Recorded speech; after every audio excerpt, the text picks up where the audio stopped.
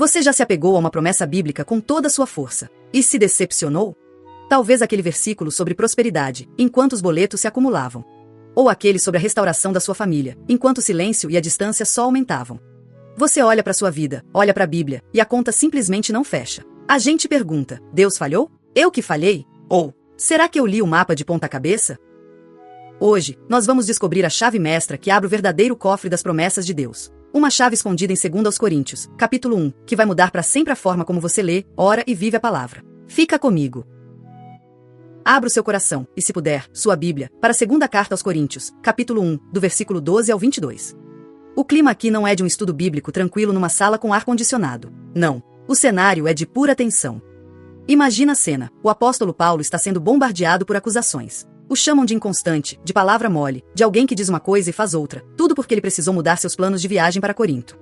Hoje, ele seria cancelado no Twitter. E a resposta dele é genial. Ele não se defende com desculpas esfarrapadas, com uma agenda lotada. Ele eleva o debate.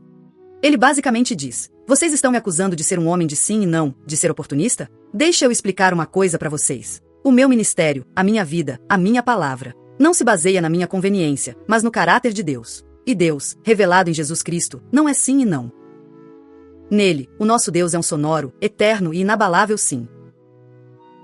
E é aí que ele nos entrega a pérola, o versículo que vai ser nossa bússola hoje. O versículo 20 do primeiro capítulo de 2 aos Coríntios. Pois, tantas quantas forem as promessas de Deus, nele está o sim. Portanto, é por meio dele que dizemos o amém, para a glória de Deus.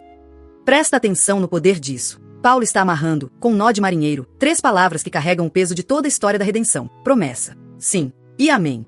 A palavra promessa, no grego, epangelia, não é uma promessa qualquer. É o fio de ouro da aliança que Deus começa a tecer lá em Gênesis, com Adão, passa por Abraão, por Moisés, por Davi, e atravessa todo o Antigo Testamento. É a grande história de um Deus que se compromete com a sua criação.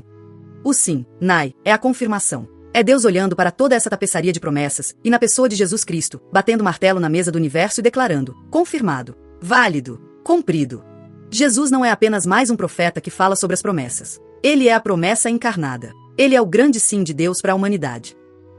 E o nosso amém, amém, essa é a nossa parte. É a resposta da igreja, de mim e de você, que ouve esse sim e responde com o coração: que assim seja. Eu concordo, eu confio, e que tudo isso seja para a tua glória. Nosso amém não cria verdade, ele apenas reconhece a verdade que já foi estabelecida em Cristo. E como se isso não fosse suficiente, Paulo chama a Trindade inteira como testemunha. Ele diz que o Pai nos confirma em Cristo, que ele nos unge com um propósito, nos sela como sua propriedade. Pensa num documento antigo, com um selo de cera quente. Aquele selo dizia: isto é autêntico e pertence ao rei. Esse selo é você. E, por fim, ele nos dá o penhor. A palavra grega é arrabon, do Espírito em nossos corações.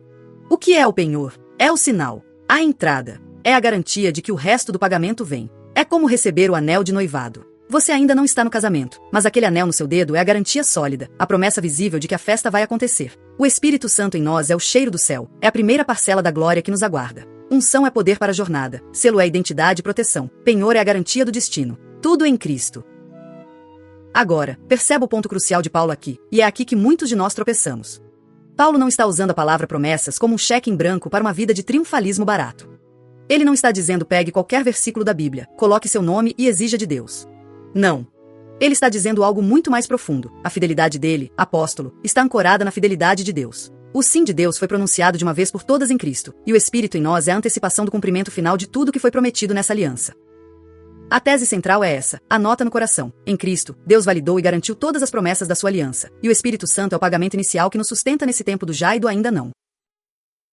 A melhor forma de entender a Bíblia é com a própria Bíblia. A Escritura interpreta a Escritura. Então vamos viajar no tempo. Olhe para trás, para o Antigo Testamento. Lá em Josué, capítulo 21, versículo 45, depois de toda a conquista da terra, o texto diz: nenhuma promessa de todas as boas promessas que o Senhor fizera à casa de Israel falhou, tudo se cumpriu. Anos depois, Salomão, na dedicação do templo, em 1 Reis, capítulo 8, versículo 56, ecoa a mesma verdade: bendito seja o Senhor, que deu repouso ao seu povo de Israel, segundo tudo que prometera. Nem uma só palavra caiu por terra de todas as suas boas promessas. O Deus da aliança é um Deus que cumpre o que fala. Esse é o seu currículo. Agora, vamos saltar para a chegada de Cristo. Em Lucas, capítulo 24, versículo 44, o próprio Jesus ressuscitado diz aos discípulos: são estas as palavras que eu vos falei, estando ainda convosco. Importava que se cumprisse tudo que de mim está escrito na lei de Moisés, nos profetas e nos salmos. Entende? Jesus se apresenta como o ponto de convergência de toda a história. Ele é o X no mapa do tesouro.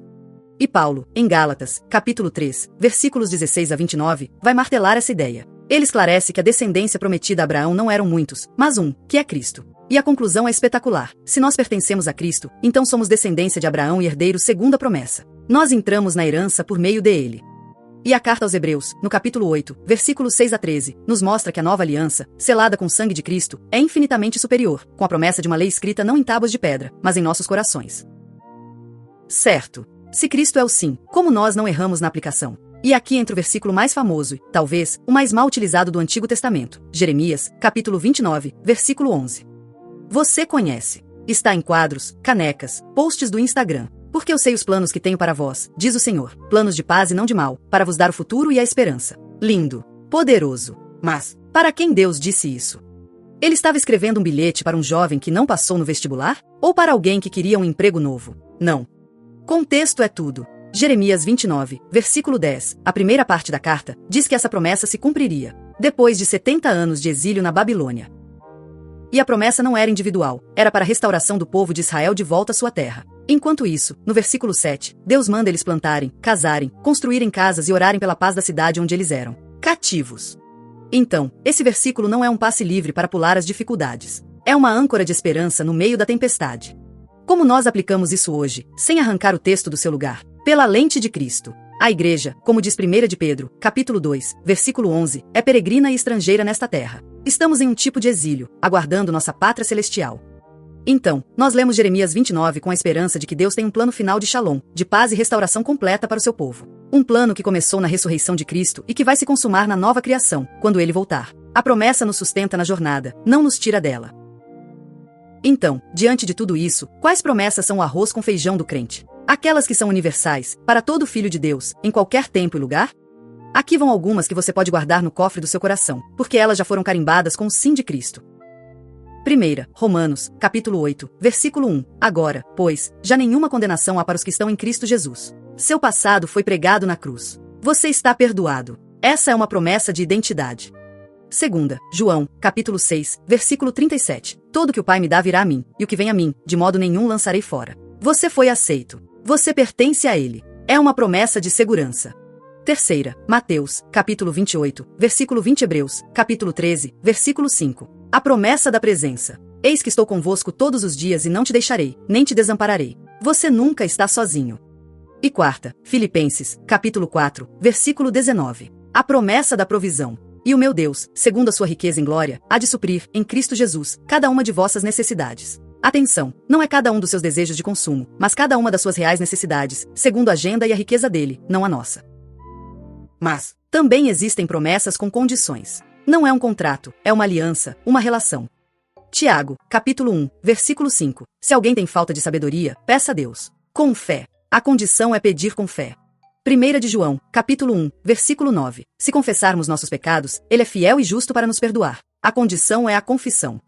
João, capítulo 15, versículo 7. Se permanecerdes em mim, e as minhas palavras permanecerem em vós, pedireis o que quiserdes, e vos será feito. A condição, e que condição poderosa, é a permanência em Cristo, que alinha nosso querer ao querer dele. E há textos de sabedoria que são princípios, e não contratos com firma reconhecida. Provérbios 3, versículos 5 e 6. Confia no Senhor e ele endireitará as tuas veredas. Isso orienta uma vida de confiança, mas não promete um caminho sem curvas, sem desvios, sem dor.